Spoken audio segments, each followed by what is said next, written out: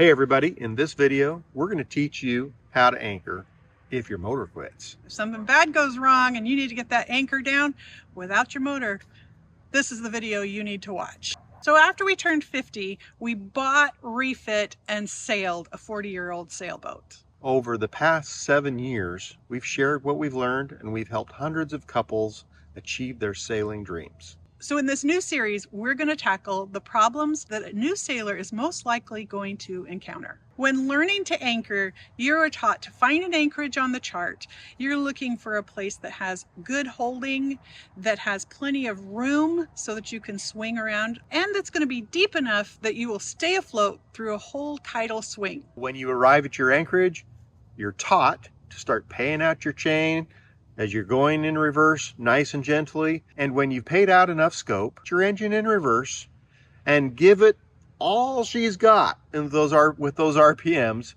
to set that anchor. But what do you do if your motor has failed? How do you get where you can anchor, and how do you set that anchor once you're there? We've had that happen. So we're going to talk to you about what we learned.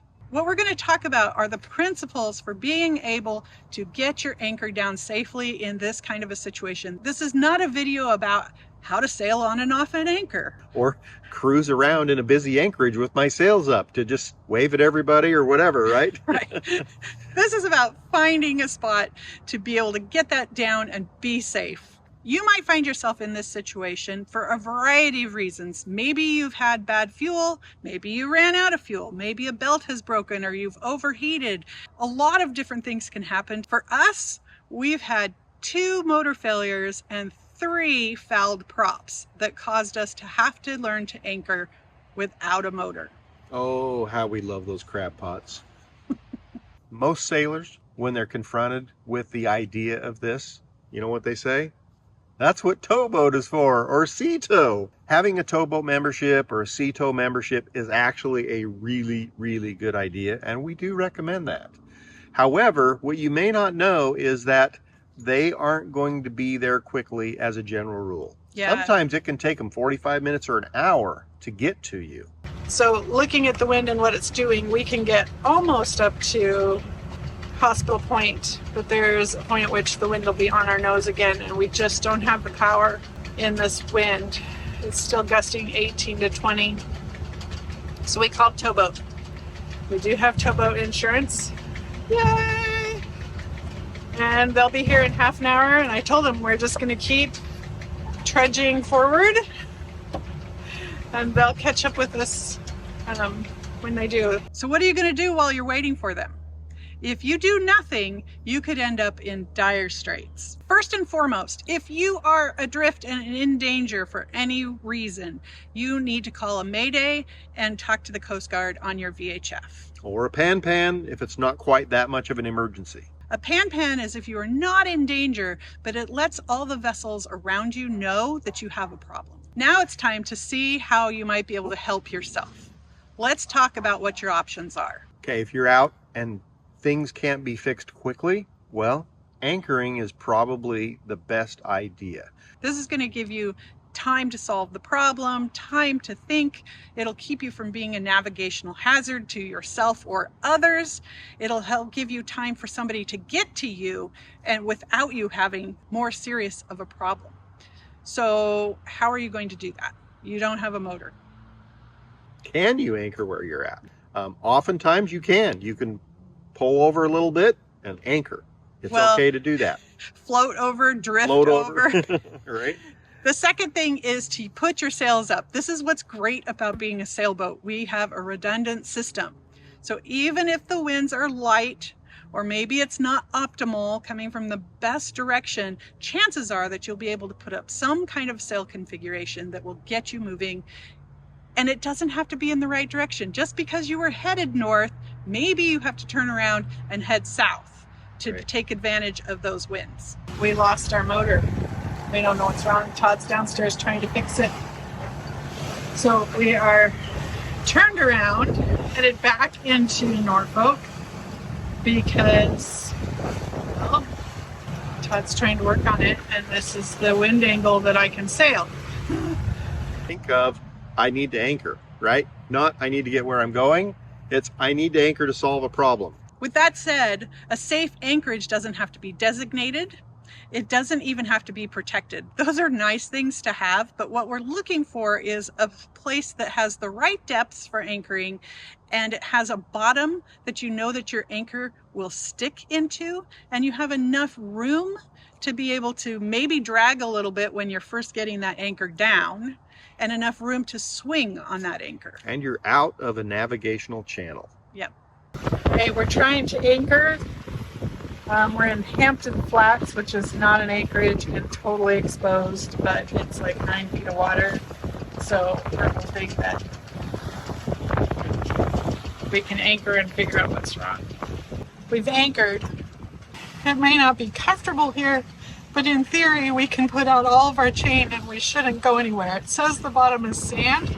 Getting to town, that's a nice bonus. If you can get somewhere where you can actually get to town and get help for yourself, that's a bonus, but not a requirement. It's also helpful if they do DoorDash. First time this happened to us, I was on the bow and had just dropped the anchor, and Tammy went to put the boat in reverse, and what happened? It went clunk. Nothing, nada, no power, no reverse. So the best thing to do in that situation is do what? Panic? No. And this would be the same thing that if you discovered that you had no motor and decided I need to just throw out the anchor right now, this is what you would do.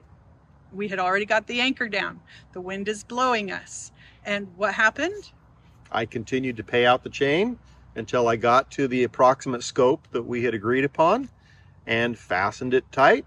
And the wind eventually tightened up that chain and pulled on the boat and pulled it and set the anchor for us. We set an anchor alarm, we watched, we waited. It was very nerve-wracking, but the wind did exactly what it was supposed to do. Now it helps if you have a really good anchor. Some of the modern anchors, like a Mantis marine anchor, which is what we have, and an all-chain rode, work together to be able to dig into all types of bottoms and keep that anchor down, so that even if the seas get high or the wind blows really strong, it doesn't come loose. Our most recent experience of this happening actually was due to a mechanical failure on our motor. We were south of Daytona Beach in the ICW. We had our sails up already, but what I was able to do was have Tammy take the helm while I went down to troubleshoot what was going on. All I had to do was keep us going in the same direction we were already going. So I identified the next anchorage that we could get to, which would be just off the side of the channel in Daytona Beach, that we would be able to easily sail into. We're not looking for heroics or trying to weave in and out of a mooring field when we're doing this. We're looking for the easiest spot. Keep in mind, we probably had 45 minutes before we needed to anchor. There was a lot of room. We were sailing in a direction we wanted to go, and we were fine. So it gave us some time to plan ahead and think about how we were going to do this. The wind was blowing at about 10 to 15 knots, and it was actually coming forward of the beam. So we had our head sail up and our mainsail. As we approached the anchorage, we pulled our head sail in, which is a really good idea if you have the ability to do that.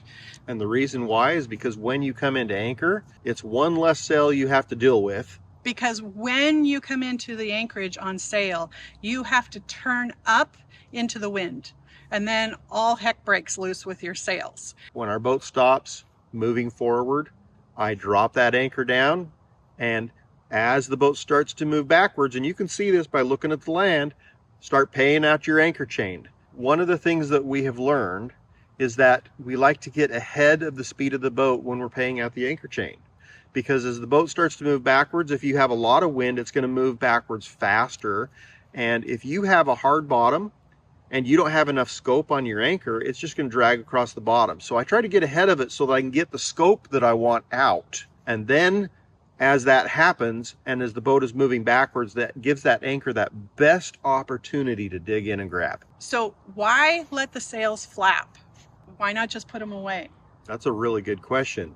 What happens if you get into that anchorage and as you're trying to set that anchor, it doesn't grab and you start dragging? You might need to pull that chain in, and you might need to have some maneuverability. And the best maneuverability chance you have is having a sail up. You should be watching both an anchor alarm and the shore to make sure that you are not dragging. So once you've dropped enough chain and you're absolutely certain that that anchor has caught and set, then you can put your sails away. If the anchor doesn't set, like we said, you're going to pick it back up and you're going to do it all over again. If the wind is really light, or maybe not from a great direction, once your anchor is down and you're reasonably safe and secure, now you can move on to some other methods to set the anchor if you need to set the anchor and feel more confident about it. Like, you can deploy your dinghy to help pull the boat back to set that anchor, or now you have time on your hands, you could call towboat or sea tow at that point to come and help you anchor so that you know that you're good and solid. But the point is you're safe. You now have time to make those decisions. Let's do a quick recap. You had some sort of failure and now you have to anchor. The first thing you're going to do is find yourself an anchorage. Hopefully you can start with maybe anchoring where you currently are. Once you've arrived at that location, you need to turn up into the wind, wait for the boat to stop moving, and then drop the anchor. Pay that anchor out as the boat is moving backwards until you get to a good amount of scope. Lock that chain down and let the wind set that anchor. You're going to follow up by watching your anchor alarm and watching the shore to ensure that you aren't moving before you take any of your sails down. And once that is done and you're confident in that, now you have time to move on to whatever it is you needed to solve in the first place. We hope that you never find yourself in a situation where you need the information that we've covered in this video. But this is life and things happen. And being able to be your own rescuer is a beautiful thing. So if you are a new sailor that is feeling overwhelmed by the giant learning curve that is the cruising lifestyle, we offer on-call consulting to help you with questions, skills, or emotional support. Yeah, we want to get you out there on the water and cruising confidently and safely. So check out the link in the description below for more information. And if you're enjoying this new series, put a comment below of what topics you would like to see us cover. And we'll see you next week. We'll see you next week.